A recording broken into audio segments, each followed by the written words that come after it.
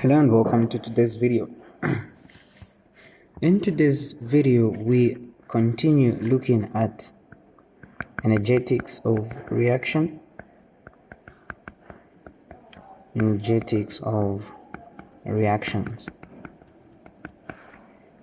And now we are going to focus on how to determine the nature of a reaction. So by determining the nature of the reaction, how do we tell whether the reaction is endo or it's exothermic in nature? So we can use two methods to determine the nature of the reaction, and the first method looks at what we call the energy profile diagram. If you can't use the energy profile diagram, then you can use the experimental method. So we'll quickly dive into the energy profile diagrams.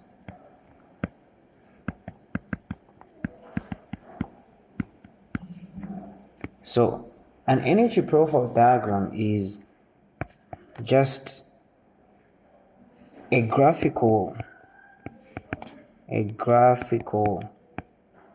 representation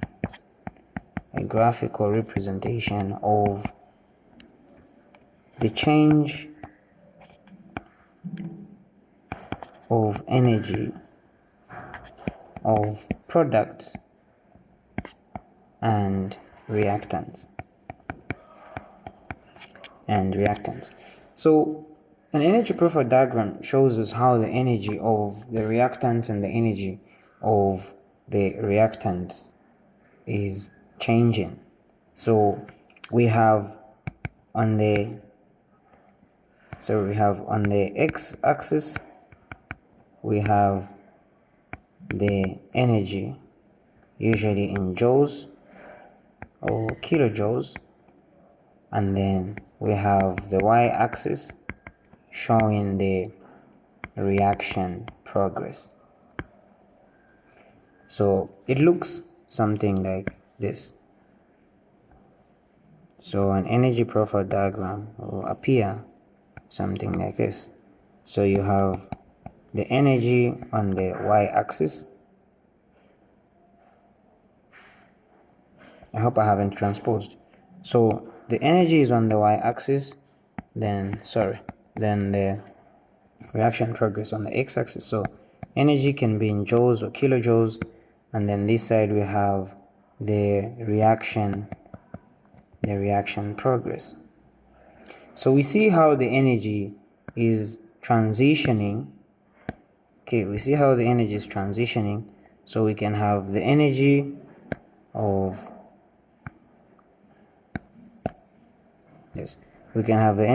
the reactants probably here, and then we can have the energy of the product somewhere there.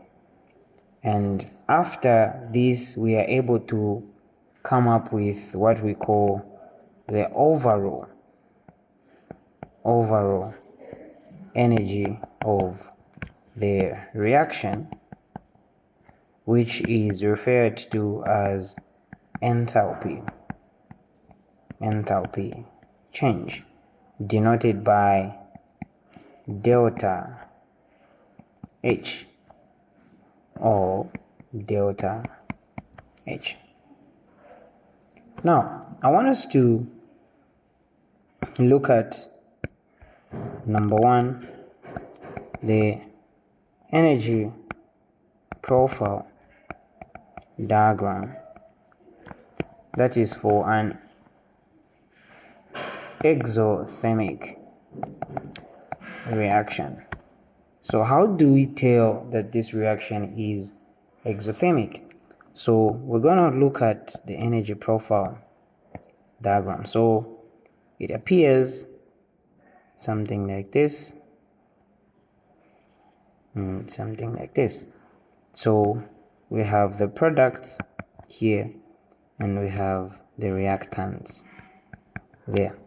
So to give more context, we can say this is our energy in joules and this is the reaction progress. So maybe the reactant hypothetically can be at 50 and then the products at 50 and the reactants at 200 joules. Now from here we have to calculate what we call the enthalpy change. So the enthalpy change, which is the delta H, is given by the overall enthalpy change of the product minus the overall enthalpy change of the reactant. So that's a very important formula. So the enthalpy change for this will be, so if we collect data, the enthalpy change for the product is 50 joules and enthalpy change for a reactant in this case is 200 joules. So to calculate this is going to be 50 joules minus 200 joules, and this gives us a negative 150 joules. Now, what does this mean?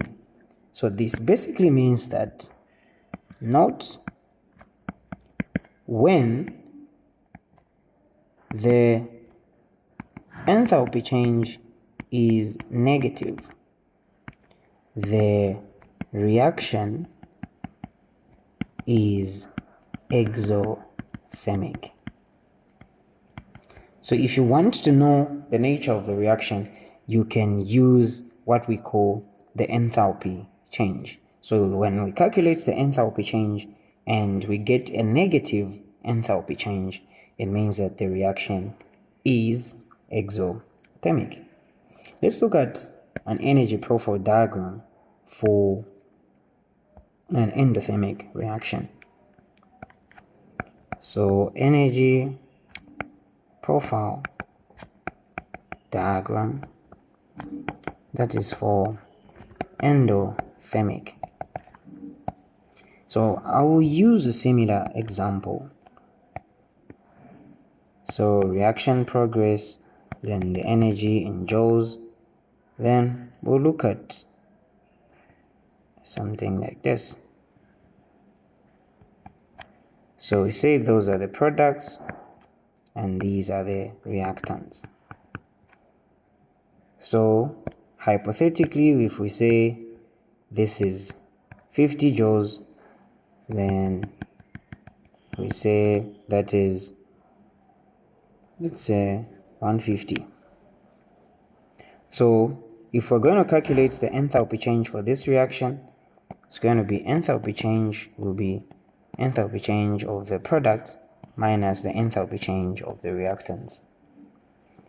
This will give us, if we collect data, so the enthalpy change for a product is 150 joules and the enthalpy change for the reactant is 50 joules. So this would give us 150 joules minus 50 joules. This would give us a positive 100 joules. So what does this mean? So this basically means that the reaction with a positive enthalpy change is endothermic. So in terms of comparison, in summary, what we can say is,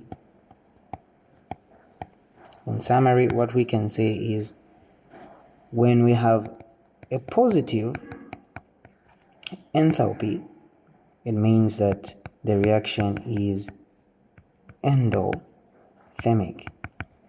Then when we have a negative enthalpy, it means that the reaction is exothermic. exothermic. So this is one way we can use or we can utilize to determine the nature of the reaction. Then the second method is the experimental method. So under experimental method, if you want to know that your reaction is exothermic, remember we said in exothermic, we said heat is released. So heat is supposed to be released. So here we can use, first step, we can get the beaker, and in that beaker we're going to add water. So in that beaker we're going to add water. So we're saying this is H2O. So we'll use a thermometer. So we take the initial temperature, which is the temperature of water, which is usually going to be at room temperature 25. That is with the help of the thermometer. So you put a thermometer in there and you record the initial temperature. Then, so we're saying this is step 1. Then step 2, what you're going to do is you add sodium hydroxide. So you make a solution of sodium hydroxide. You make a solution of sodium hydroxide. So let's use a different color. So we say this is a solution of sodium hydroxide. Then you insert the thermometer and you record the final temperature of the solution. So what you're going to observe here is that the temperature increases. If you're going to perform this in the lab, what you're going to observe is the temperature will increase. So from 25 degrees, the temperature will begin to go up. So when the temperature increases, what that basically means is that heat is released in the surrounding. So this means that your thermometer is part of the surrounding. So the thermometer is part of the surrounding. So remember, you have a system. So the system is the experiment, and then you have the surrounding.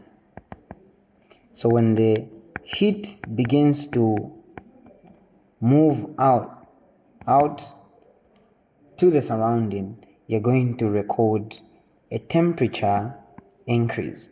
So when the temperature increases, what that means is that the reaction is exothermic because heat is being released into the surrounding.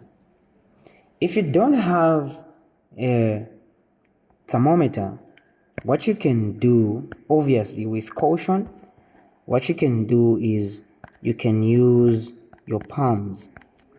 So you hold the beaker that is in your palms. I'm trying to draw this. So you hold the beaker in your palms. So this is the beaker that contains sodium hydroxide. So if you feel warm or you feel hot in the palms, it means that the reaction is exothermic. The reaction is exothermic because The palms in this case acts as a surrounding. So the reaction is the system. So the palms acts as a surrounding. So the moment you feel the heat, it means that the reaction is exothermic. Then, in a case of an endothermic, and we said here there is absorption of heat. So using the same method of experiment, you can get the beaker, you put water in there. So you put your water, H2O, and then you insert your thermometer to take the initial reading. So you put your thermometer in there to take the initial temperature of water, and obviously what you get is around 25 degrees Celsius because this is RTP, at room temperature. That's the first step. Then second step, you are going to use, we normally use barium nitrate. So you put barium nitrate in there to make a solution. Then you take the final temperature reading, and what you're going to observe is that the 25 degrees will begin to decrease. So there is a decrease in the temperature. So a decrease in the temperature means that the reaction is endothermic. Now, visually what is happening is, remember the system and the surrounding. So the system is absorbing the heat from the surrounding. So the surrounding is left cold because the temperature is being absorbed by the system. Equally, you can use your palms. So you can use, let me use this. So you can equally use your palms to hold the beaker, obviously containing barium nitrate solution. And what you're going to feel, so these are your palms. So that is inside your palms. So what you're going to feel is, you're going to feel cold. So you feel cold because the temperature, that is your body temperature, is decreasing as it is being absorbed, by the system. So you feel cold. So what does this mean in summary? So when we're looking at exothermic and endothermic, to tell the nature of the reaction, I said you can use the enthalpy change, or you can use your palms. So if you're using the enthalpy change, we said here the enthalpy change is supposed to be negative. So when you get a negative enthalpy, it means that the reaction is exothermic. Then if we feel hot or warm in our palms, it means that the reaction is exothermic. Then the opposite is positive enthalpy, means the reaction is endothermic. And then when we feel cold in the palm, it means that the reaction is endothermic. See you in the next video as we discuss about endothermic and exothermic in terms of bond breaking and bond formation.